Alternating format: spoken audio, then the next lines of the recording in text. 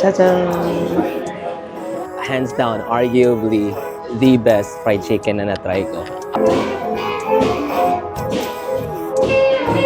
And guys, welcome to Jackson Square!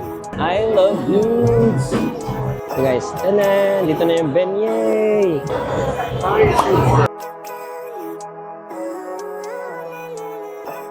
Good morning guys! Welcome back to my channel. And for today's video, dito pa rin tayo sa New Orleans kasi nagpunta ko dito for a conference.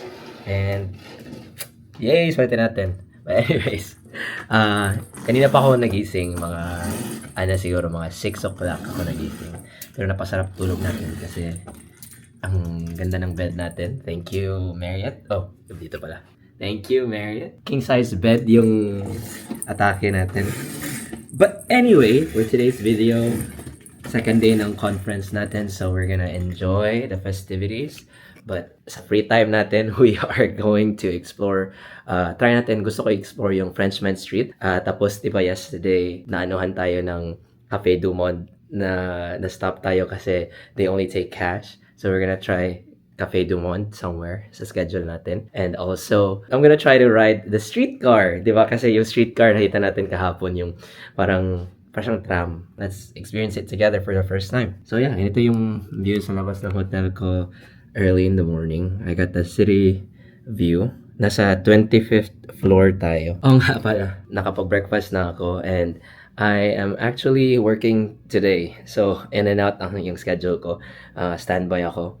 And I'm working from home, so I took my work laptop. So, nandito na rin tayo. Diyan, nakaset up na rin dyan. And samahan nyo ako. Hopefully, mag-enjoy kayo in this video. I-update ko kayo.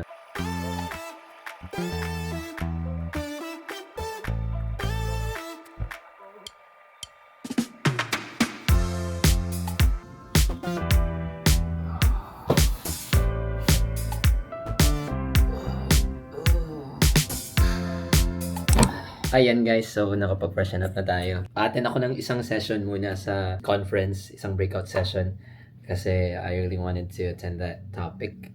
It's about physical activity sa may mga hemophilia. But anyways, ito yung outfit natin today. We're wearing red kasi in celebration of World Hemophilia Day.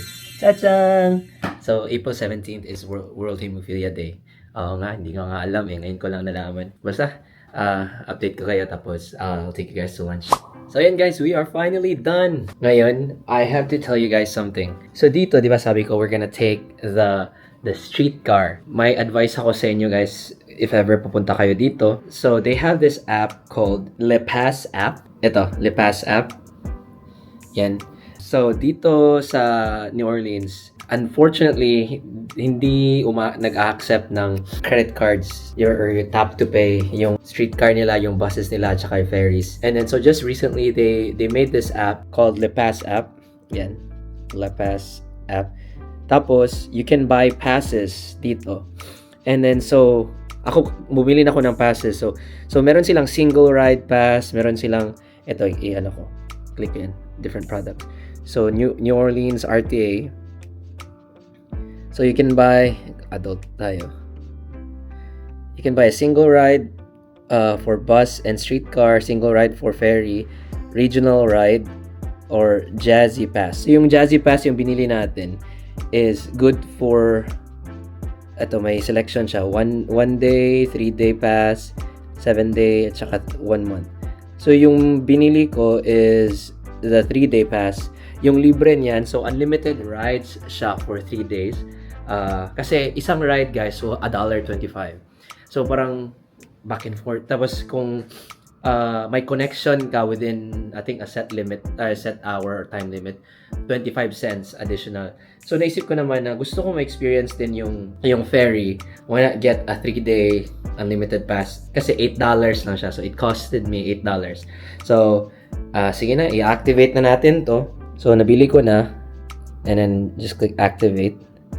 Tapos yun, it appears like that. Tapos activate ticket.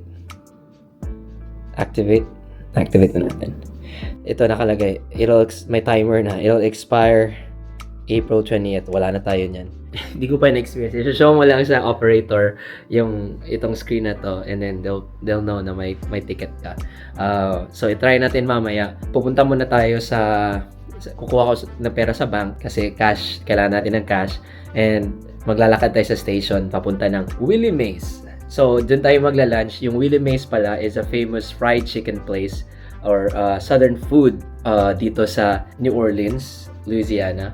And I don't know the historical importance, pero alam ko it's been here for decades na. So many people, famous people have tried it, have been to that place. Back then, pumunta kami sa original Willie Mays. After natin kumain ng lunch, let's explore the area kung ano nandun. And mamaya sa hapon, then let's go back to the city center, balik dito, and then we'll go head sa Jackson Square. Doon na din yung French Street. We'll explore French Street as well. And let's try Cafe du Monde. Yan guys, so nakapag-withdraw na tayo. $20 lang kinuha ko. So enough naman siguro yan para binis lang tsaka hot chocolate. Tapos nandito na din ako sa streetcar stop. Kung nag-decide kayo na you will ride the streetcar, ganito yung hanapin nyo. Yung mga ganyang signs, dyan sila titigil. Ito pala siya guys. So dito tayo sasakay sa St. Charles Common.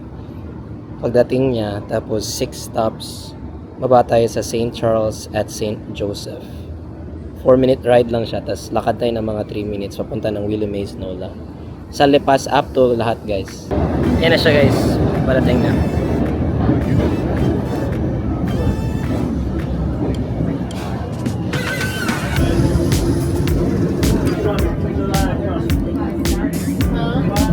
Puno guys.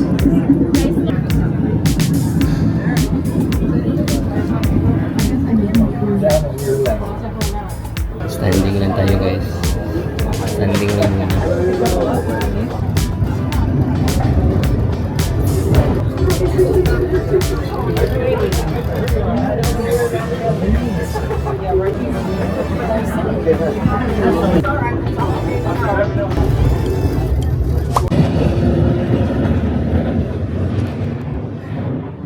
Yan guys, so nakababa na tayo. So it was quite an experience. Ang bilis lang, as in, parang hindi siya maghihintay for you to get off.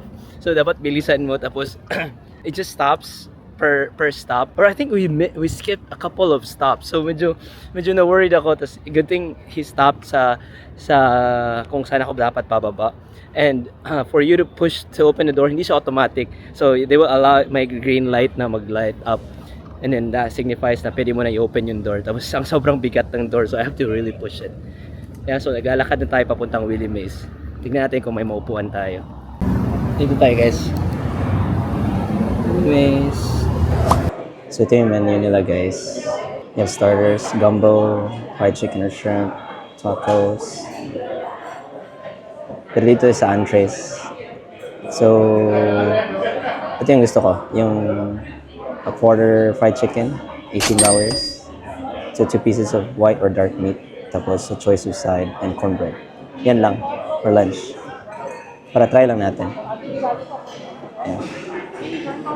I got quarter fried chicken, and then for my sides, I switch it to rice because rice is life, and then there's cornbread on the side too. Tapos yeah, yan lang. So let's just try the fried chicken for now, and we'll see. So this place is totally new. Kasi the last time we were here, it was like 5 years ago, 6 years ago, and I overheard the lady. She asked like, when did they open this location? And they said a year ago.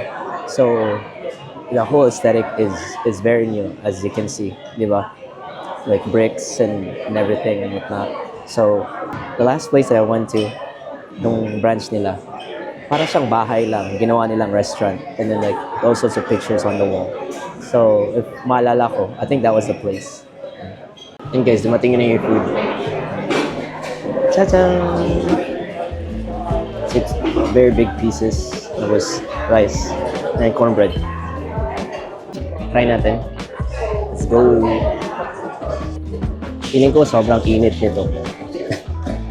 Natin yung cornbread. Medyo oily siya.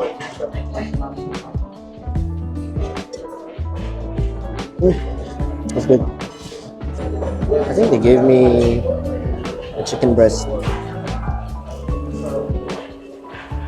Yeah, they gave me chicken breast. I asked for dark meat. Yeah, okay lang. Let's try the wing. Cheers, cheers.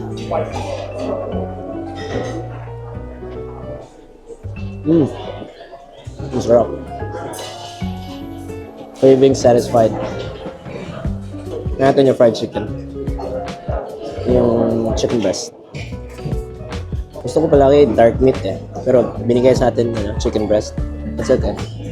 Cheers, cheers. Very good.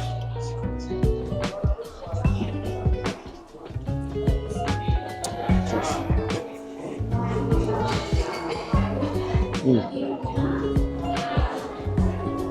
It's pretty good, guys.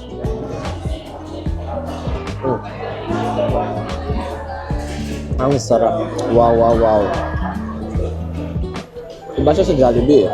Wala lang gravy. Yan yung ano lang. Wala siyang gravy. Sarap sana kung may gravy. Gravy ng Jollibee. Sobrang juicy. Sobrang tender. Yung breading hindi masyado makapal. It's seasoned. Well seasoned. Yung meat may seasoning din. Good. Thank you. And cornbread again.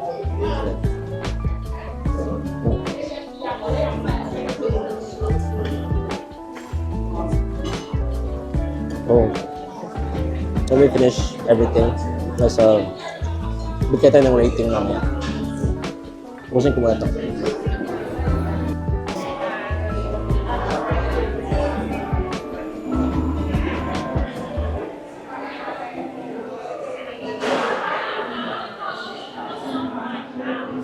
And guys, so tapos na tayo kumain dun. Oh my God. Grabe. I think, hands down, arguably, the best fried chicken na na-try ko. Outside of Jollibee. So parang, explain ko. Siguro mga 9.4, 9.3, at least. Depende sa ano, pero na-mess up na nga na nila yung order ko eh. Ano na nga yung chicken breast na yung binigay nila sa akin, tas dark meat diba in order ko. Pero ang sobrang juicy guys, sobrang tender for white meat. Usually pag white meat diba mas ano, mas dry siya or whatever, but sarap ng breading nila. Sobrang tender. The seasoning is just right. Tas the spice andun. Siguro okay. And then dalawang category. So sabi ko best fried chicken na na-try ko. Tingnan nyo may sirang hose oh. Oop, jump over. So, di ba sabi ko, the best fried chicken. So, para sa akin, the best fried chicken siya kung hindi siya fast food. So, Jollibee for me still is the best fried chicken if fast food. So, yun, Willie Mays, Nola. Kung itry nyo guys, pupunta kayo dito sa New Orleans, must try talaga siya. Lagay nyo sa bucket list nyo. Oo nga, di ba sabi ko, in-explain ko sa inyo na dati, last time, papunta ko nun, ano pa yun, nasa bahay pa yun ni Willie May, parang ganun. Parang historical, ano siya, parang naging may historical significance siya. So, nakausap ko yung waiter, sabi niya, nasunog daw siya 3 or 2 years ago. Tapos yun, nag-open sila ng itong location na to, which is very new, very chic. Tapos, yun, nire-renovate pa nila. Kaya natatagalan yung old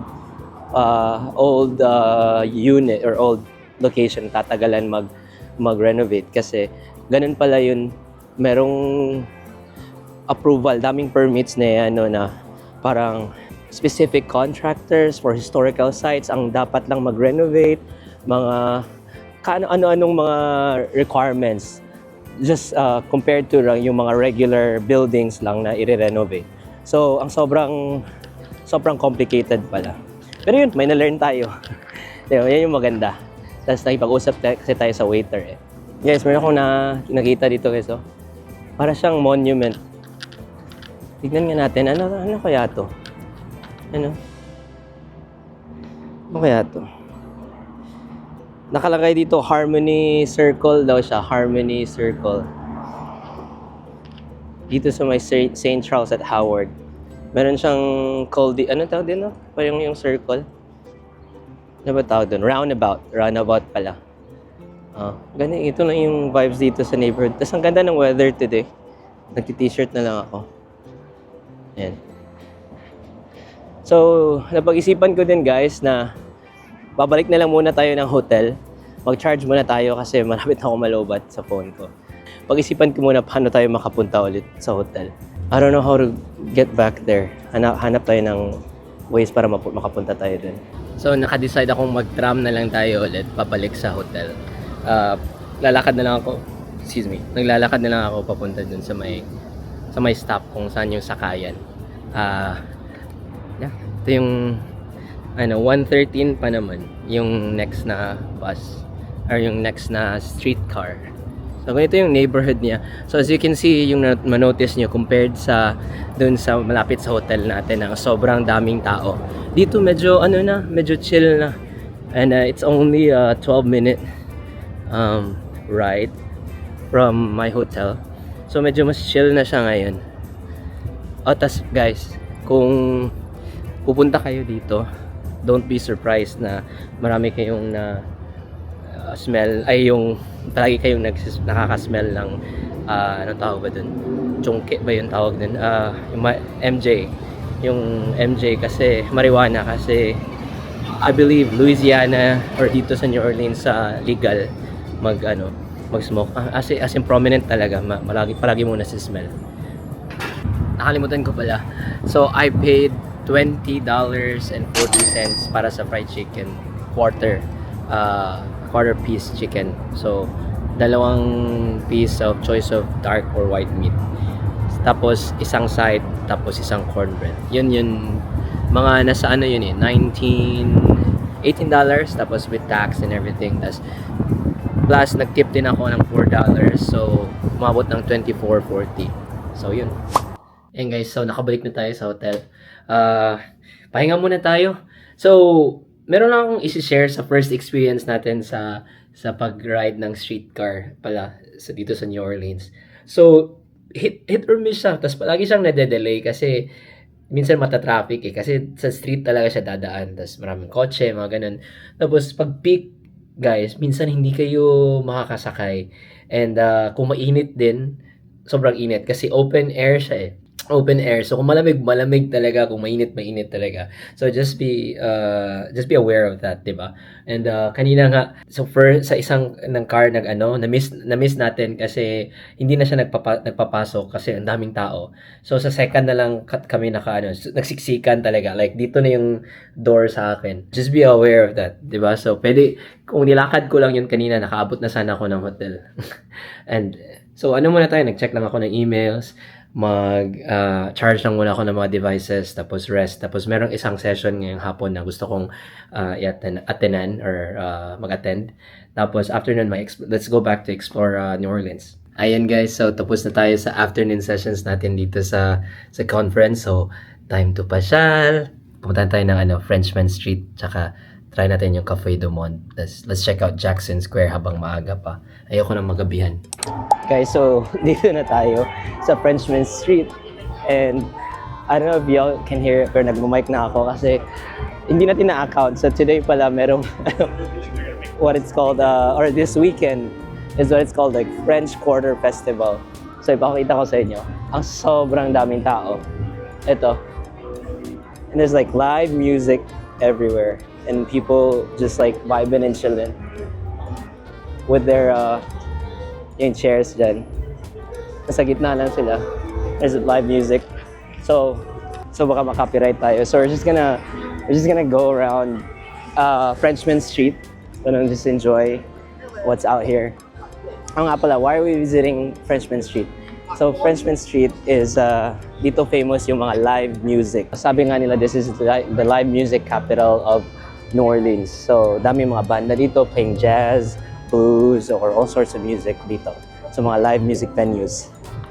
And maaga pa nga, so ang dami na, ang sobrang ingay. So, I think it's a good call na nag-charge tayo ng microphone natin. Tapos, maganda din yung architecture dito. Sabi nga nila, less rowdy siya compared dun sa Bourbon Street kung saan tayo pumunta yesterday or last night. So, this one is just, I think, a much tamer version, pero maingay pa rin. I think because na merong festival din.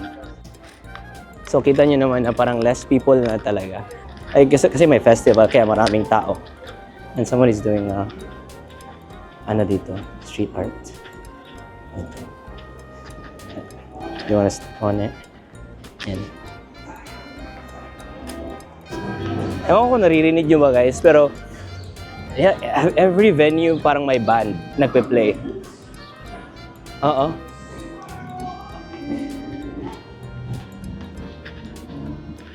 And then yung street art dito. Ang ganda. Ano yung architecture daw. So, ito yung Frenchman's Street. I don't think I've been to this area sa New Orleans. Pero ang ganda. Like you could hear ng saxophone playing sa background. Rinig niyo yan? Let's take a peek.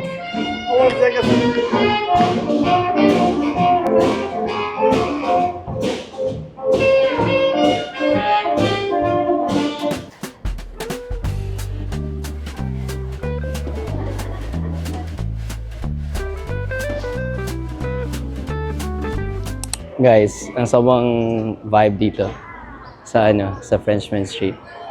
As in, grabe yung character ng area na to. Sure, may pa-character pa ako.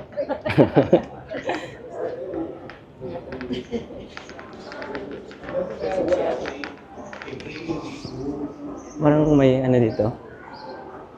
Band. Pinapawisan ako. Basa na yung kilikili natin. Tiga, lakad lang natin. Ayaw kong pumasok ng bar kasi mapaforce tayong uminom. Ayaw kong uminom. Pero I'm just showing you guys around dito sa street. Parang na dito. End of the street na ata to.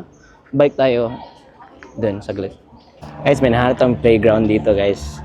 Playground park pala. Yan Enjoy lang natin dito kasi sobrang peaceful. So away siya ng away siya sa tawag dito. Sa hustle and bustle. Medyo maingay dun. Explore na natin to dito. Ano kaya to? Si George Washington pala to.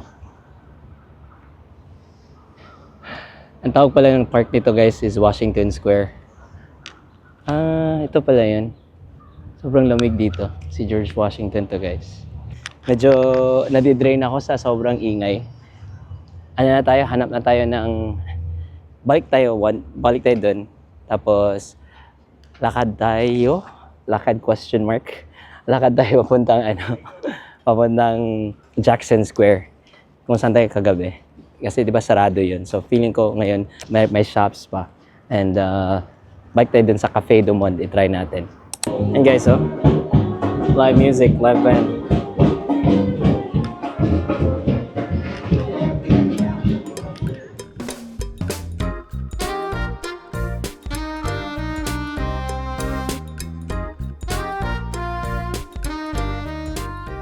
Guys, so naglalakad ako dito sa papuntang Jackson Square. Tapos meron akong mga nadaanan na mga ang gaganda na house. Ewan ko kung houses ba to sila or commercial buildings na. Pero feeling ko ito yung original talaga na design nila. Tapos na-preserve talaga. Ganit, ang ganda. Na-distract lang ako. Kasi sobrang daming tao dun babalik na tayo. Lakad na natin yung Jackson Square kasi nagko-close pala siya. Nagsasara siya mga 6 o'clock ata.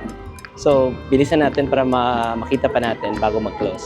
Guys, dito na tayo sa Jackson Square. Di ba dito tayo kagabi? Naglakad tayo dito yung may mga benches. And then, ito na yung Cafe du Monde sa tapat na hindi tayo nakakain kasi wala tayong cash. Tapos, din yung New Orleans sign, di ba? Tapos I'll show you Jackson Square. Then, ito na yung Jackson Square dito. Diba, hindi tayo nakapasok kasi sarado na. Tayo natin ngayon. Ewan ko kung may entrance. Parang may ganap ata ngayon. Daming nagbebenta. Parang mga parang bazaar or something. Tingnan natin kung makapasok tayo. Kasi sobrang daming ganap sobrang daming tao. As in, like, look. Ito siya. Sir, the barricade come in there. Yeah, yeah. All right, guys. It's free to get in. So, sabi ko, is it free to get in? She's like, yeah. So, pasok tayo. Ang ganda, oh. People are like chilling dito sa sa grass. And then just enjoying live music dyan. Ang ganda. Wow. That's, guys, look at this. This is the shot. This is the shot if you want to take a picture. Wow. And guys, welcome to Jackson Square! Ewan ko kung naririnig nyo ako. Pero ito siya. Up close. Yan. Itong shot pala. So let's check out kung anong meron sila dito. So meron silang mga merch dito. Ito pala, kasali pa pala to sa French Quarter Festival. May mga merch silang binibenta dito. We're not interested in that. Pero Hey, you need the drink in your hand. yan yung St. Louis Cathedral, di ba guys? Ewan ko, may misa ba sila ngayon? You guys wanna check out the inside? Baka bukas sila. I just don't know how to get in. Or sa na tayo? Or sa Saturday, sa Sunday na tayo. Pero daming vendors guys, and then people are just hanging out and chilling dito sa area. And yeah, if you wanna look, maraming drinks. They also have food, drinks. As you can see, $5 yung pinakamura. May $4. But guys, yung tubig nila $4.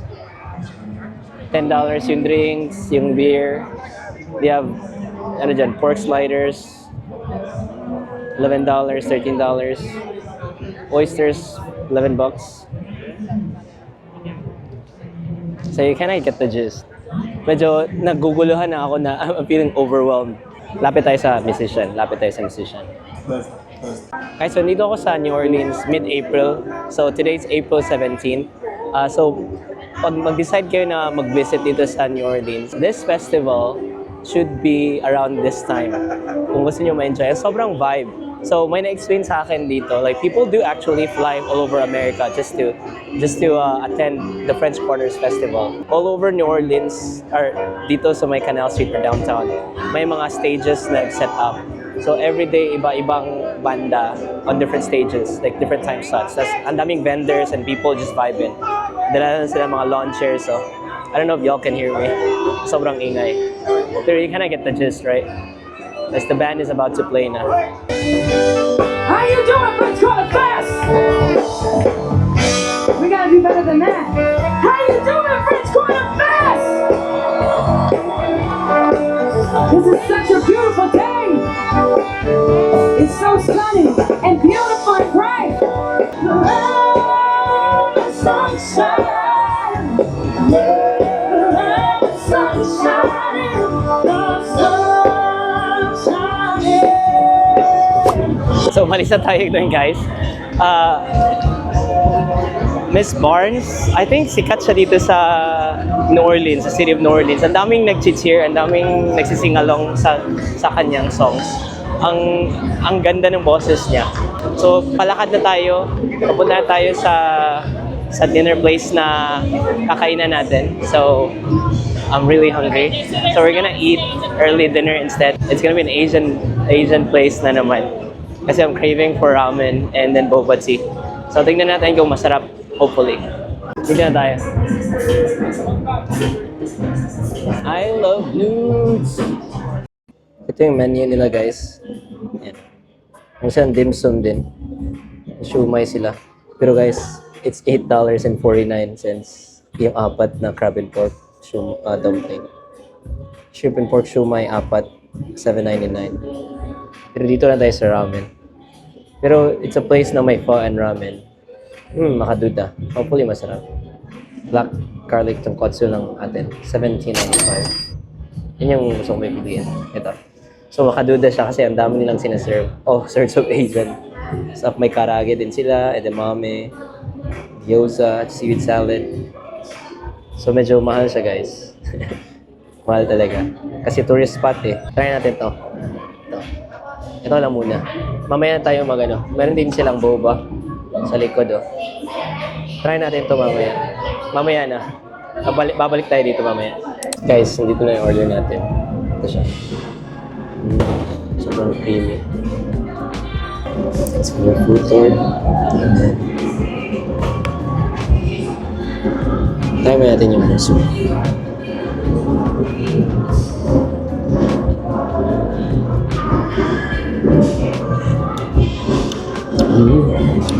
Hindi masyado maalat. Tama-tama lang. Black garlic tonkatsu yung order ko, guys. Cheers! Sana masarap yung pagkain niyo ngayon or dinner o saan man kayo.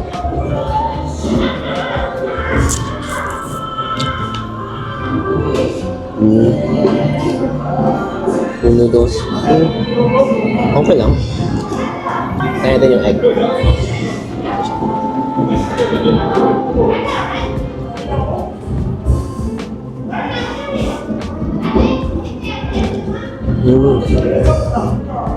Yung egg niya guys is seasoned. Yung Ajitama, seasoned egg siya. Sarap. Masarap.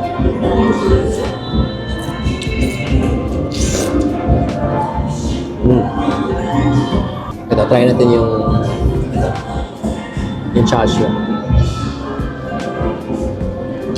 Oh, masarap. Malambot. Hindi masyadong malata, pero so tender. Bamboo shoots. Okay lang. Hindi siya seasoned. Pero okay lang. Gusto ko ba ito guys? Tapos, after nito, punta tayo ng Cafe Dumont. So guys, we're heading to Cafe Dumont na agad. Para sagad na natin, para uwi na tayo.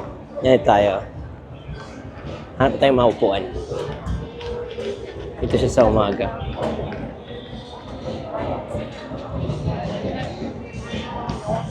So ayan, may cash na tayo.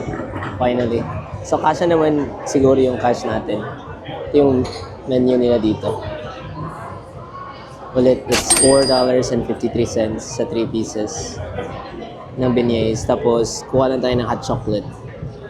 Siguro, regular lang kukunin natin. Kasya naman, may $20 ako. Ewan ko nagbago ba yung prices nila ever since. Sana hindi nagbago. Pero last time nung pumunta ako dito, ang daming Filipinos na sila yung nagsiserve dito. So, ewan ko if it's the same. Hindi ko may Pilipina din eh. Sana Pilipina yung mag-handle sa atin. I was just talking about may mga Pilipino ba dito. Tapos, may server na nag-take ng break. Pilipina siya. Naririnig ko sila, nag-uusap sila ng Tagalog.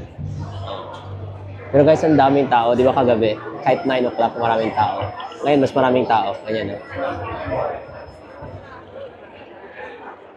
Mas mabilis naman yung turnover ng mga tao dito.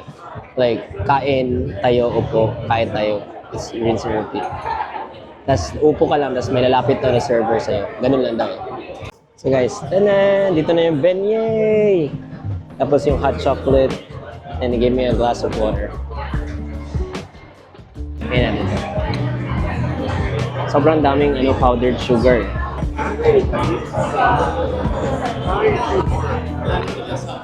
Let's eat. Thank you for the food. So dessert agad after dinner.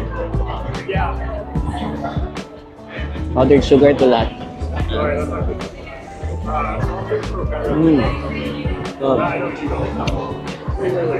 Love. Cheers.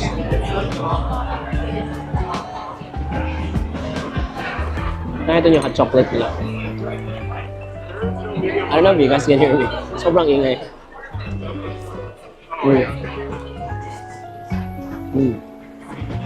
Sarap.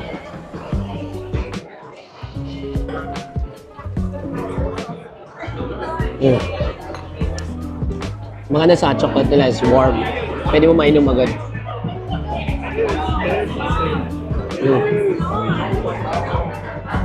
So, guys, ito lahat. This is $10. Again, cash. Cash only. So, nag-tip ako ng $3 sa waiter ko. So, nahulog ng $13. I don't know if I can finish all of this. Sobrang dami.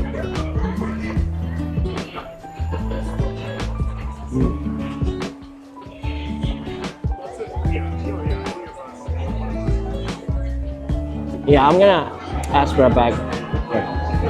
I'll check it out. Kasi sobrang dami. I wanna go home. Makapagpahinga na lang tayo.